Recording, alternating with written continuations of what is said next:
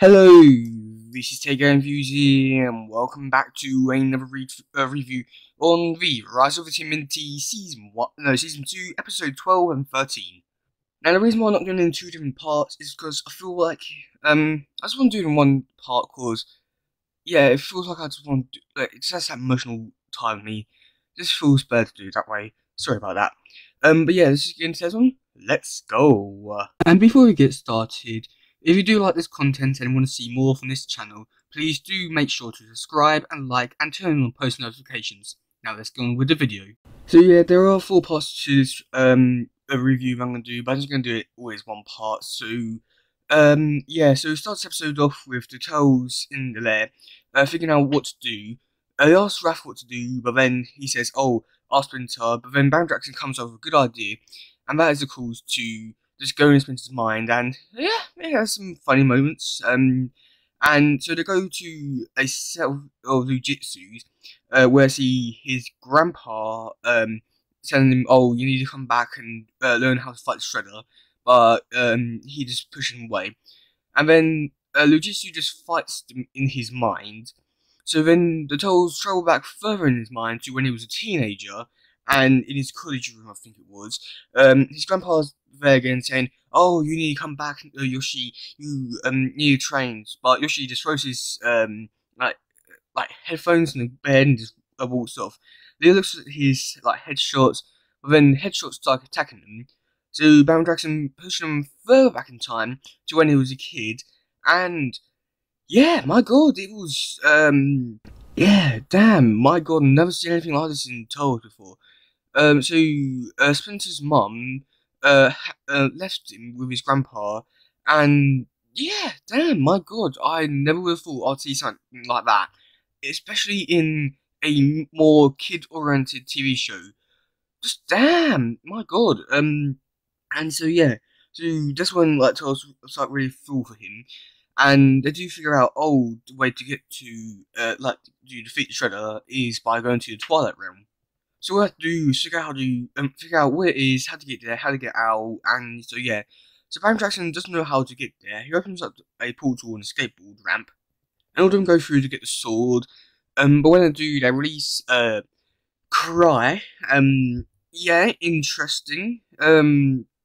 Yeah, just interesting. I mean, my god, I can't stop thinking about mum thing. But yeah, so then they say that she's like a really great grandmother or something, but they just call her Grams. And she just told the Souls, "Oh, that you've doomed us all by releasing me."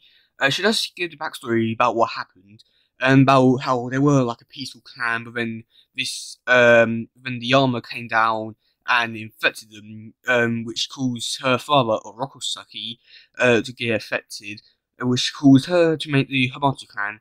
And, well, yeah, that's one way of going around things for a interesting version of Turtles. I guess. I don't know, it's okay, I guess. But this does lead to the Shredder eventually becoming released of his, like, facial thing, like his necklace. So, and he was able to talk. I'm still trying to look up who voices him, because he sounds very familiar. I think someone said it was Hoon Lee. I'm not too sure about that. So he goes after the Turtles in the lair, which, my god, this is an amazing episode, like part 2. Yeah, the action! Action! Can you believe that? It was incredible. He was under attack, actually used some instincts and got away and used Sheldon. My god, this is a brilliant episode. You've got Bam Jackson and April trying to keep the people in New York in the orb, but April has to run off because otherwise they'll get killed. So the Turtles have to fight the Shredder, but he destroys their weapons. And when I first saw this with Mikey's one, like when it was all chained up and he broke it, I thought, oh yeah, Kusari Fundo is going to go back to normal. But no, it was broken. Yeah. So Splinter and Baron Jackson had the 2 foot soldiers. Didn't know what happened to the foot recruit. And yeah, wow, my god. And he bites, snaps Leonardo's or Dashie's sword in half. Raph turns into the big one, and or do his big version, and smashing him up in the arcade room. Rest in peace. And they've gone to the kitchen. They do like a almost like a wrestling move where where Shredder slams his face on the table. My God, this is violent, especially for a kids' TV show. And yeah, and then they then they go back down to main area, and he just Shredder rips Ref apart, and then breaks Ref's tonsils as well. God, this is really violent. And then Karai comes down, and basically he kills her. Damn. And I mean, even if it wasn't really there, like when he hit her or something like that, she got squashed to death by rocks, so she died. She's dead. So Tails run off with Todd after Splinter and Bandraxon stay behind to keep Shredder behind. Um, and yeah, damn, my God, this is just brilliant, bloody brilliant. So yeah, talk about Brandraxon's this one. So because Shredder tried to extract the Hamato clan essence from Karai, he didn't work. So he tried to do it on Splinter, but they said, oh, you need to have this special Imperium, I think they said it was. So yeah, they go down to the Mystic Hidden City because Brandraxon has it. But then he just gets his monster out and tries to attack Shredder, but he's easily defeated again. So those two are now taken to the Crying Titan, and they're locked up so that Shredder can take Hamato or Splinter's essence. Meanwhile, April finds Karai, gets her inside of her, and she races all the way off to the woods to meet Todd, and yeah, so Raphael comes up with a plan, but Tom makes some new weapons, which is Garden tools, and I did like that. It was like a cool reference to the actual overall thing. And then yeah, they try to work with weapons, but it failed. But April does come back and tells him, "Oh, I'll train you and all that." So she does by going on top of trees and yeah, and you get like a actual good scene for Raph, where he opens up and says, "Oh well, I need you. You're counting on me. I need to be the big leader, but I can't because you want me to be something if I'm not." So then everyone talks to him or cry. Someone talks to him, saying, "Oh well, you need to open up like how we were for you and all that." So then he decides to commit suicide by jumping off the tree and down to a waterfall. So the other Toads jump down to try and catch him.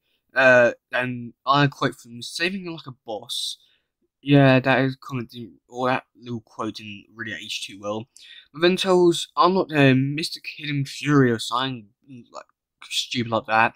Sort of like 2005 sort of stuff, but he was still good.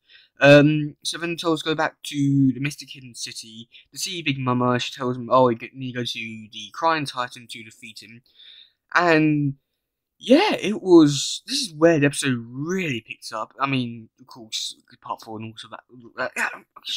Yeah, and then see Toads in full glory with their original weapons. It was beautiful. And then Donnie's drill has finally come out of beta to only be used for superhero poses. It was interesting. I'll give him that. And I think that's the only thing I can say about that. I mean, how far did the drill have to be on the ground to get up to that bit? Because Michigan City is very far down, so yeah. But then the Toads do decide to beat Shredder up, and the sad part about it is that April gets more hits in than Donnie, and well, that's sort of sad. But but it is a really good fight scene. The Toads are using their powers really good with their original weapons. It was a beautiful scene. I mean, it wasn't anything outstanding, like worthy of saying, "Oh my God, it's the best scene in Toads history."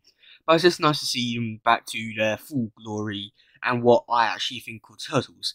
But then this is where it gets a bit distracting. Like some of the fights can be a bit distracting, I'd say, in this episode. I do see the field recruit and yeah, she says that her name is Cassandra. I do not like that because I would like it being like some like a mystery. You know how like Red X is in Teen Titans. I feel like that would be like something good for that. But then she gets her weapon, which is a stick with a blade on it, and bends it, and then she starts shooting rocks at Shredder, and she says, "Oh, I'm Casey Jones," and oh god, uh, it's it's definitely interesting. I could say that at the very least. But yeah, I'm not sure much of a big fan. I feel like most boys out there, like teenagers and adults, would say that they won't accept this Case Jones if she hooks up with April O'Neil. And my God, I just don't know what to think about it because yeah, I mean, writers most of the times will have like very good, cool concepts and ideas, but they execute them very badly and poorly. But yeah, besides from that, the all of them just get a big spear. They get the martyr clan back and like rounds through Shredder. They kill him, and yeah, to get New York City back to normal, and that's pretty much it. Oh yeah, Spencer said at the very end of this episode, like last scene, it makes leader. And well, yeah, that's it for Rise of Timothy season 2 and potentially the actual series. And yeah, my God, I think it was definitely interesting. Very competing for the #1 spot on my favorite version of Turtles at sometimes, but yeah, this is definitely going to be interesting. And up there with like brilliant for Turtles. I can't wait to see what they do next for the Turtles. And do season 3. I'm definitely up for it. I really want to see season 3. But yeah, that's pretty much gonna be it for today, guys. If you enjoyed this one, please share, like, subscribe, and all that stuff. Goodbye, yo, bye.